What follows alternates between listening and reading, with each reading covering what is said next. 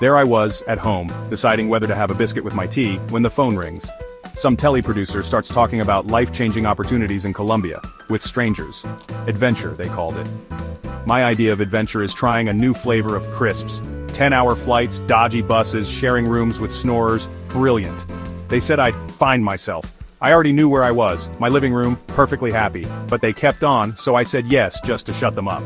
5 minutes after landing, I regretted it. Backpacking with strangers, trusting people you've just met not to lose the map or their minds. They promised unbreakable bonds. I was just worried about breaking a bone on a dodgy pavement. I packed trousers, t-shirts, and a lifetime supply of skepticism. The packing list felt like prepping for the apocalypse, not a holiday. Spoiler, the hostels didn't even have decent telly. The journey set the tone. 10 hours in a metal tube, crammed shoulder to shoulder with strangers. The air thick with the scent of sweat, engine oil, and a hint of panic. The windows barely opened, so every breath felt recycled, and the only breeze was the occasional gust from a rattling ceiling fan that sounded like it might detach at any moment. Wedged next to a bloke with razor blade elbows, I spent the first hour trying to reclaim a sliver of seat, only to lose ground every time the bus rounded a corner. My knees were pressed so tightly against the seat in front that I could feel every pothole reverberate up my spine. The in-flight meal was unidentifiable, somewhere between rubber and regret. I poked at it with a plastic fork hoping for a surprise, but it tasted like it had been prepared during the last ice age and reheated in a volcano. And the entertainment? A postage stamp screen with crackly sound showing a film I'd never heard of, dubbed in a language I didn't speak, with subtitles that lagged 3 scenes behind. I gave up and watched the blinking seatbelt sign instead. Landed in Bogota, chaos, humidity, and a bus painted like a rainbow, packed with people and chickens. The terminal was a riot of color and noise, with vendors shouting, horns blaring, and the unmistakable squawk of live poultry under someone's arm. The driver raced potholes like he was in a rally, the suspension was shot and the music, some kind of local pop, rattled my teeth and made my fillings vibrate. Every bump sent us airborne, and every sharp turn was a new test of the bus's loyalty to gravity. Tried to sleep, but every lurch meant a new bruise. My head bobbed like a dashboard ornament, and the seat's headrest was perfectly designed to jab me in the neck at every opportunity. I envied the locals who seemed to snooze through the chaos as if they'd trained for this since birth. Hours later we arrived at the hostel, aching, grimy, and desperate for tea. My clothes clung to me, my backpack felt twice as heavy, and all I wanted was a hot shower and a quiet corner to recover. Instead, I got a dorm with 8 bunks and a bloke with a guitar, strumming the same 3 chords on repeat. This was authentic travel, apparently. A symphony of creaking beds, whispered conversations, and the ever-present aroma of someone else's socks. All I wanted was quiet. What I got was a symphony of snoring, a welcome speech from the self-appointed hostel ambassador, and the distant thump of a party I hadn't been invited to. Sleep was a distant dream. Day 1, and I was already counting down to home. I missed my bed, my privacy, and the simple joy of not having to queue for a bathroom. It couldn't get worse, could it? Turns out it could. The next morning I discovered my towel was still damp, my phone charger was missing, and breakfast was instant coffee with a side of confusion. The adventure was just getting started. I missed my sofa, and my kettle. But maybe, just maybe, there was a story worth telling in all this chaos, if I survived long enough to tell it. Spanish. I don't speak it. Not a word, really, beyond the basics you pick up from travel guides and airport signs. The moment I landed in Colombia, I realized just how little that would get me. Suddenly, every street sign, every menu, every friendly greeting from a local felt like a puzzle I had no hope of solving. Hola and gracias only get you so far. Sure, you can smile and say buenos dias, but when someone responds with a rapid-fire sentence, you're left blinking, nodding, and hoping you didn't just agree to adopt their dog or buy a timeshare. Everyone speaks English, they said. Lies. Most of my communication was interpretive dance, pointing, shrugging, confused faces. I became a master of the international language of charades, acting out everything from where is the bathroom to can I have a bag for this please? Tried to buy batteries, mimed, clicked, got offered bread and fizzy pop before finally getting what I needed.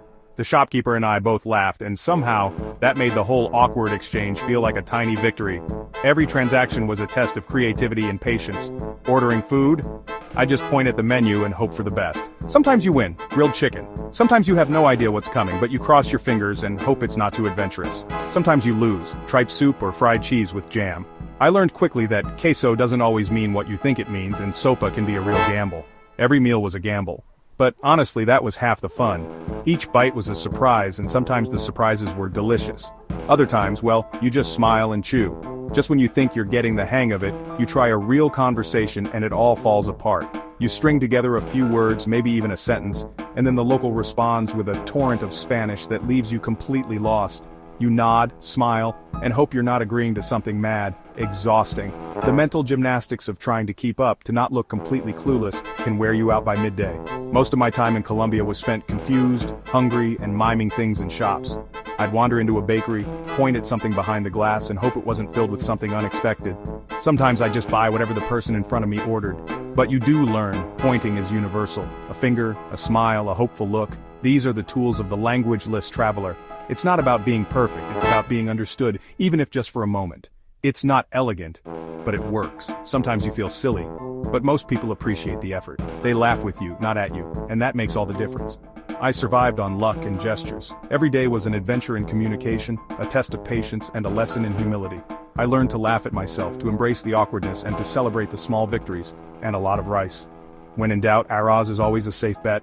It became my comfort food, my go-to order, and sometimes my only option. I never knew how much you could say without words. A gesture, a smile, a raised eyebrow.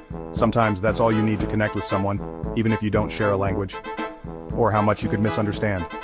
Still, I got by, and in the end, those moments of confusion and laughter became some of my favorite memories from Colombia.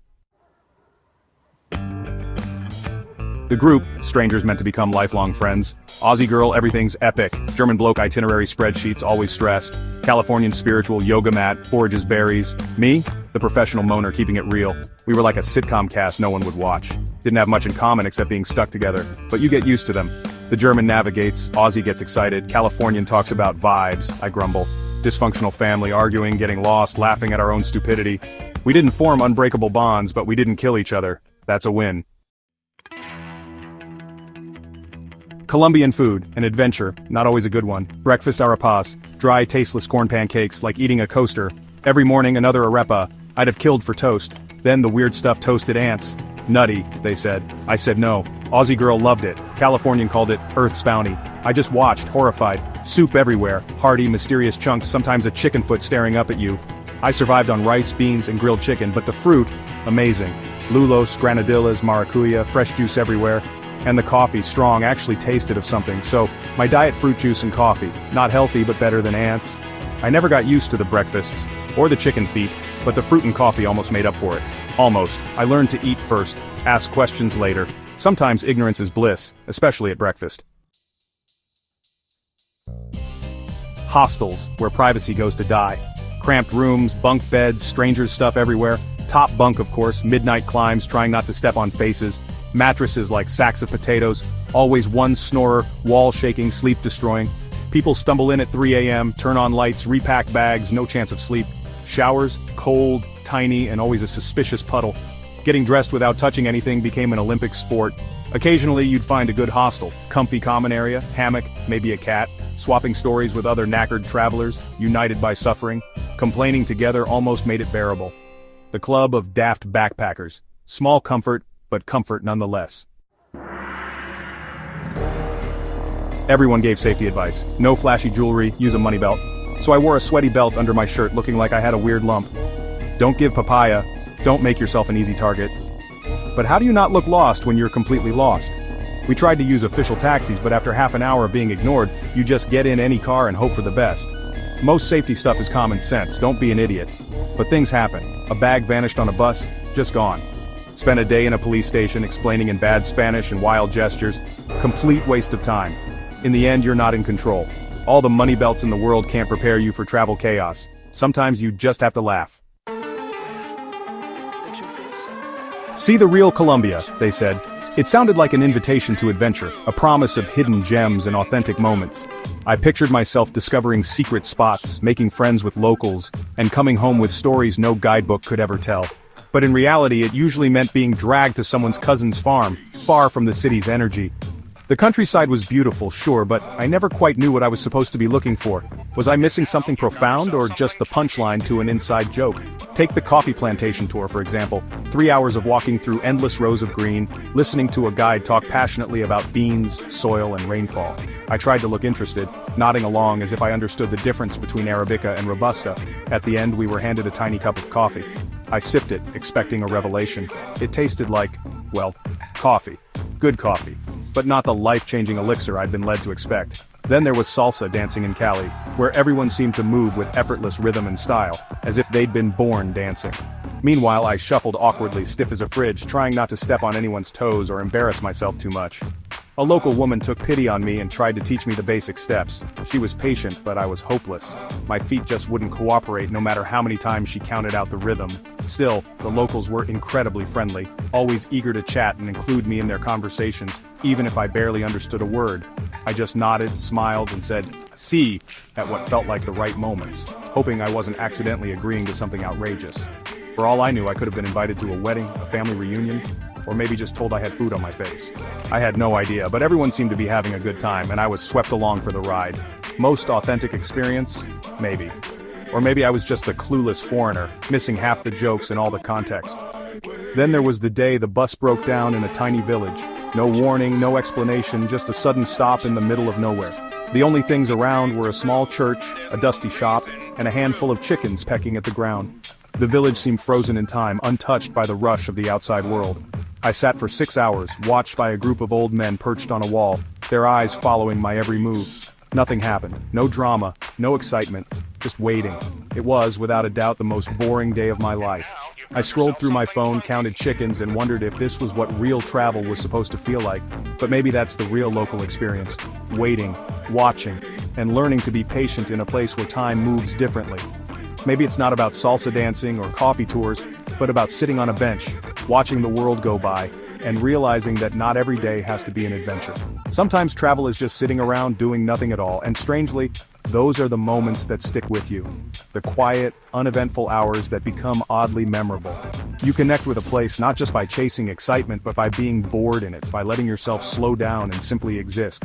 Not every day is an adventure. Sometimes it's just waiting. And that's okay, because in those quiet moments you find a different kind of story, one that's more confusing than enlightening, but maybe more real. 3 weeks later, I was on a plane home, knackered, bitten, and lighter from a diet of fruit and anxiety. As the plane took off, I thought, never again. But after a good night's sleep, you forget the bad bits. You remember the ridiculous moments. Buying batteries, the taste of real coffee, the Germans' ruined schedule, even the Aussies' optimism. Colombia isn't what you see in films. It's just a place full of normal people. They were warm and welcoming, even when laughing at my Spanish. The country was beautiful, rugged, real. Was it worth it? I'd still say no, it was a faff. But I learned I can survive on fried cheese and hope. Pointing works. And even a miserable git like me can have a laugh with strangers. I wouldn't rush back, but I'm glad I went. It's a good story. Now, who's putting the kettle on?